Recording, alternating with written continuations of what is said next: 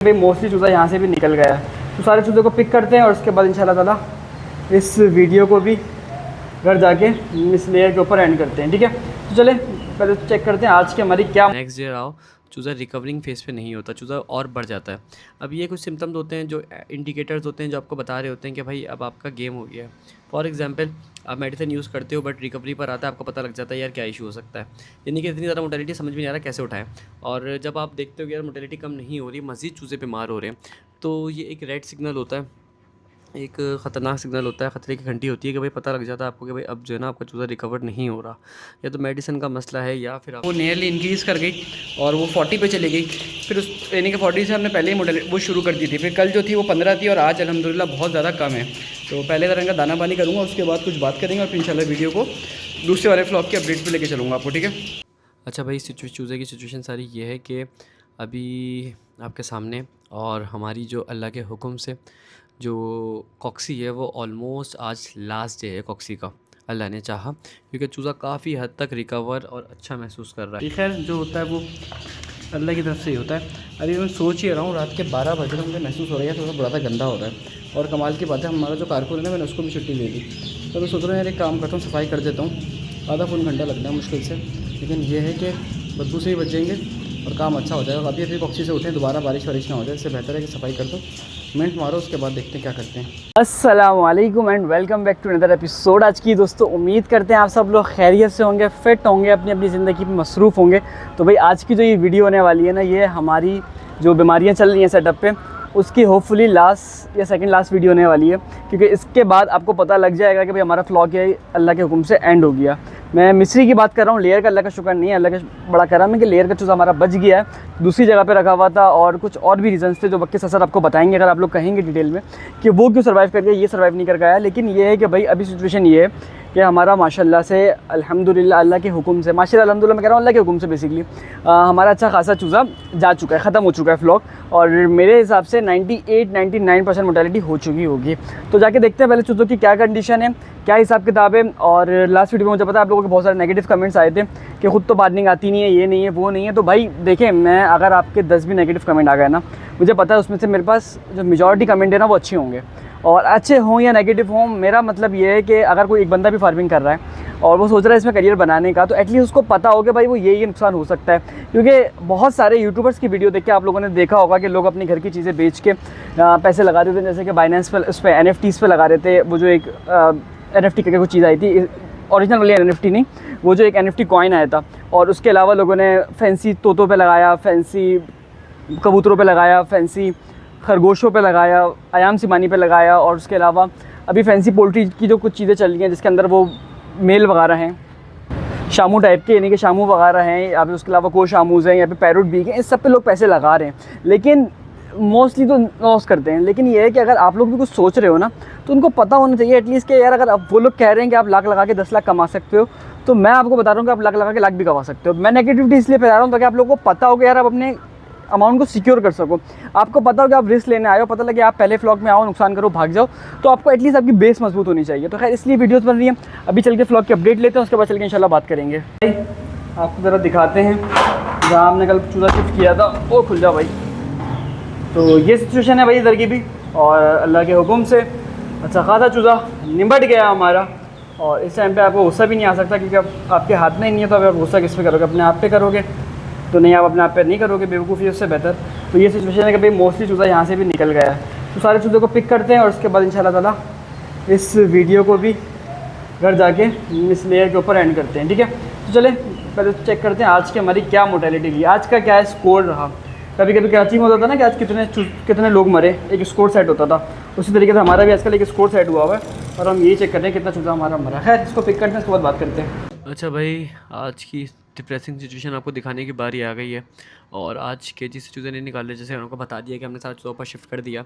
और ऐसे सिचुएशन चल रही है कि भाई एक दिन चूज़ा हेल्दी होता है, नेक्स्ट डे आओ चूज़ा रिकवरिंग फेज़ पे नहीं होता, चूज़ा और बढ़ जाता है। अब ये कुछ सिम्टम्स होते हैं जो इंडिकेटर्स होते हैं जो आपको बता रहे होते हैं कि भाई अब आपका गेम हो गया है। फॉर एग्जांपल, आप मेडिसिन यूज़ करते हो बट रिकवरी पर आता है, आपको पता लग जाता है यार क्या इशू हो सकता है। यानी कि इतनी ज़्यादा मोटेलिटी समझ में नहीं आ रहा कैसे उठाएं। और जब आप देखते हो कि यार मोटेलिटी कम नहीं हो रही, मज़ीद चूज़े बीमार हो रहे हैं, तो ये एक रेड सिग्नल होता है, एक ख़तरनाक सिग्नल होता है, ख़तरे की घंटी होती है कि भाई पता लग जाता है आपको कि भाई अब जो है ना आपका चूज़ा रिकवर नहीं हो रहा। या तो मेडिसिन का मसला है या फिर आपका स्ट्रेन जो है ना बहुत ख़तरनाक है। तो भाई हम इंशाल्लाह पड़ चुके हैं पूरे के पूरे फ्लॉक पे और सिचुएशन जो है ना बिकम वर्स ही हो चुकी है। ये चूज़ा जब मैंने आपको कल की वीडियो में दिखाया था तो कितना ज़्यादा हेल्दी था, यहाँ पे भाग रहा था लिटरली। अभी ये सारा चूज़ा पड़ा हुआ है और अगर आप हमारी डे 1 की वीडियो देखोगे जिसमें वायरस आया था तो काफ़ी हद तक चूज़ा खड़ा हुआ था। लेकिन उसके बावजूद भी चूज़ा अब सिर्फ़ और सिर्फ़ जा रहा है। चूज़ा जो है ना बहुत स्पीड से जाना शुरू हो गया है। अब देखते हैं क्या क्या प्लान बनता है और कब तक यहाँ की सफाई-वफाई करेंगे, चीज़ों को समेटेंगे। लेकिन जब एक दफ़ा कहानी ख़राब हो जाए ना फिर वो सिमटती नहीं है, फिर वो बहुत ज़्यादा उसमें मसाइल आना शुरू हो जाते हैं। तो इसलिए हर बीमारी को आप जल्दी ट्रीट करें। ज़ाहिर-सी बात है आपके हाथ में हर चीज़ नहीं होती। अगर हर चीज़ होती तो ज़ाहिर-सी बात है डॉक्टर कभी भी नहीं मरता, उसको पता है उसने कैसे अपने आप को बचाना है। तो हर चीज़ आपके हाथ में नहीं होती, कुछ नसीब पे, कुछ अल्लाह की मर्ज़ी पर भी होती हैं। बल्कि सब चीज़ उनकी मर्ज़ी पर होती है। सम टाइम आपकी कोशिश काम करती है और कभी-कभी आपकी कोशिश भी जो होती है ना वो ज़ाया जाती है और जितनी मर्ज़ी आप कोशिश कर लो आप नुकसान में ही जाते हो। तो अच्छा भाई, आज जो है ना हमारे चूज़े का ऑलमोस्ट जो दिन है वो कॉक्सी का आखिरी दिन है इंशाल्लाह ताला। और ये है कि पहले दिन आपको पता है कि मोटेलिटी तकरीबन 17-18 करीब हुई थी। फिर हमने फ़ौरन से मेडिकेशन यूज़ करी। उसके बाद जो मोटेलिटी है वो नियरली इंक्रीज़ कर गई और वो 40 पे चली गई। फिर उस यानी कि 40 से हमने पहले ही मोटेलिटी वो शुरू कर दी थी। फिर कल जो थी वो 15 थी और आज अल्हम्दुलिल्लाह बहुत ज़्यादा कम है।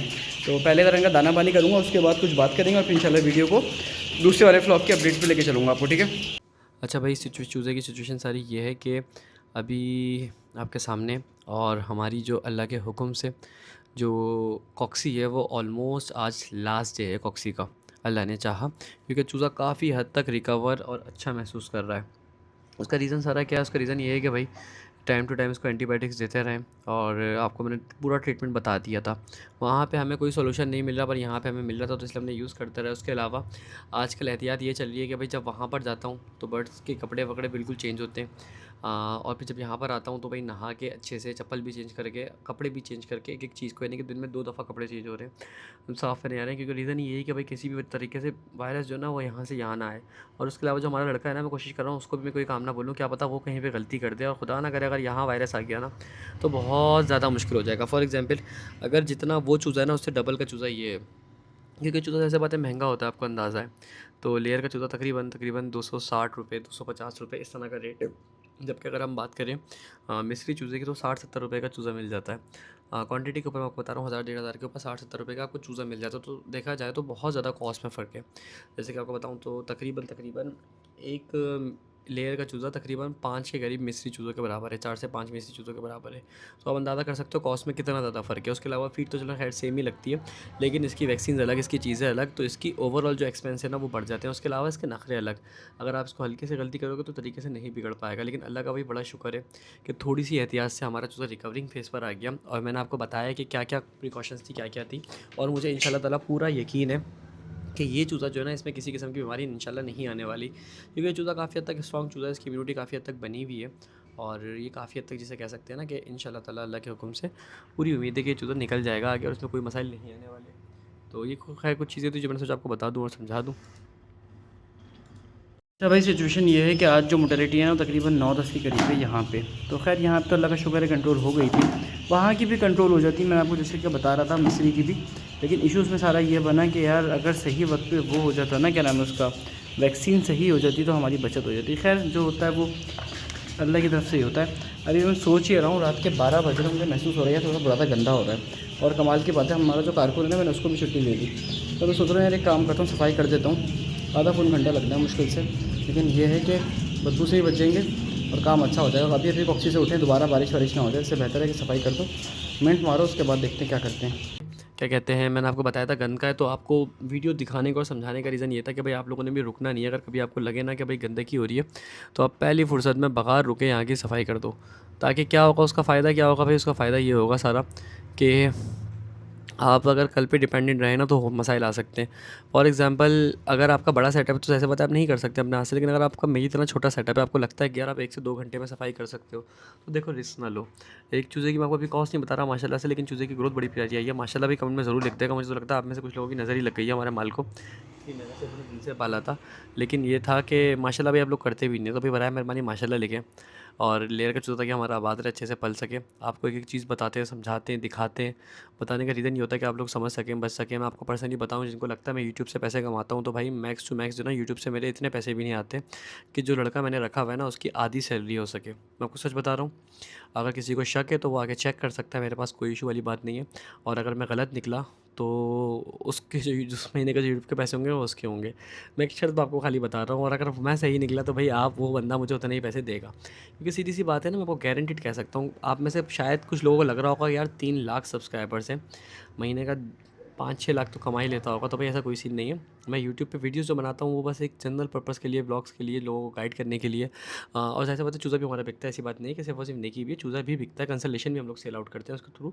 लेकिन यूट्यूब रेवेन्यू पे मैं डिपेंडेंट नहीं हूँ, क्योंकि यूट्यूब रेवेन्यू बहुत ही कम है हमारी फील्ड में, तो ना होने के बराबर है। हाँ, अगर मैं कोई फैमिली ब्लॉगर होता या कुछ चीज़ होती तो शायद कोई पॉसिबिलिटी थी कि निकल सके इस तरह की सिचुएशन। लेकिन खैर ऐसा कोई सीन नहीं है, और अल्लाह का शुक्र है अभी जो इनकम है वो ज़्यादा अच्छी है और ज़्यादा मज़ेदार है। तो चले खैर, बुरादा डाल दिया है, और सिर्फ और सिर्फ एक ही बैग बुरादा डालूंगा। सब चीज़ें समझ रहे हैं कि खाने का हिसाब किताब हो रहा है, जबकि खाना डला हुआ है इनके पास, फिर भी इतने ज़्यादा फ्रेश हो गया माशाल्लाह से।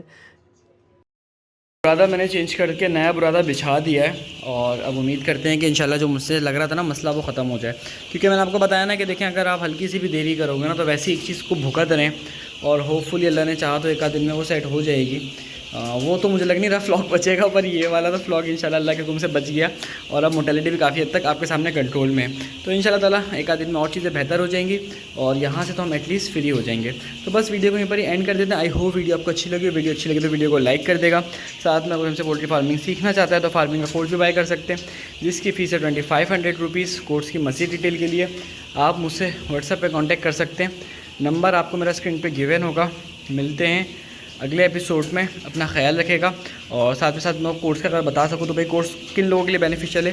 कोर्स उन लोगों के लिए बेनिफिशियल है जो लोग फार्मिंग करना चाह रहे हैं, क्योंकि दोनों सिचुएशन में हमारा मशवरा आपके लिए अच्छा होगा, क्योंकि आपसे ज़्यादा हमें एक्सपीरियंस है, 7 साल हो चुके हैं, और साथ में डिग्री भी Karachi university BS poultry science पर ही है। तो जाहिर सी बात है एक्सपर्टीज़ तो है, टाइम तो है, तो बेहतर तरीके से चीज़ों को मैनेज कर सकते हैं, अल्लाह का शुक्र है। तो बस वीडियो के ऊपर एंड कर देता हूँ। आई होप वीडियो आपको अच्छी लगी हो। मिलते हैं अगले एपिसोड में। अपना ख्याल का ख्याल रखेगा। अल्लाह हाफ़िज़।